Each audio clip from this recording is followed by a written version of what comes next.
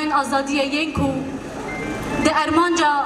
بکارارینا چکین قدخکری ده جان کردستان ده گیشن آستا شهادته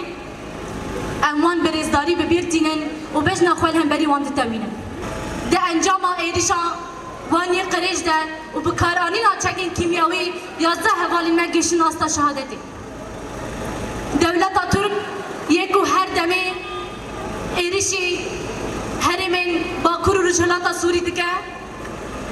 سروکاتی جی تجریده که درباسی تجریده که دکه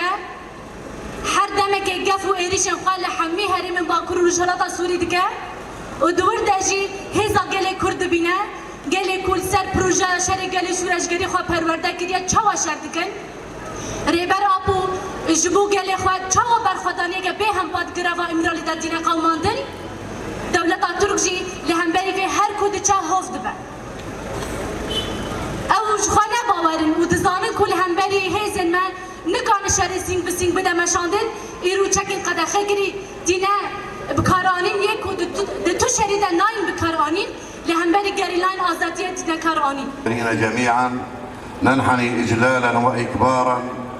لأرواح شهداء الحرية لأرواح شهدائنا شهداء الحرية والكرامة. أيها الإخوة أيها الرفاق، أمة لا تقدم الشهداء فهي أمة ميتة وأمة مستباحة. ومن هنا من حي الشيخ مقصود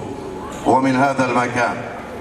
نبعث بتحية للقائد عبد الله أجلان في أسره وفي محبسه ونقول له أيها القائد اطمئن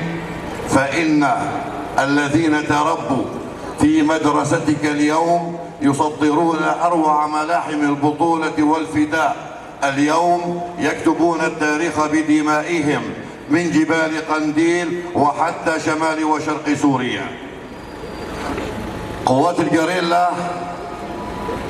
لقنت الجيش التركي درسا لا ينساه أبدا، فلذلك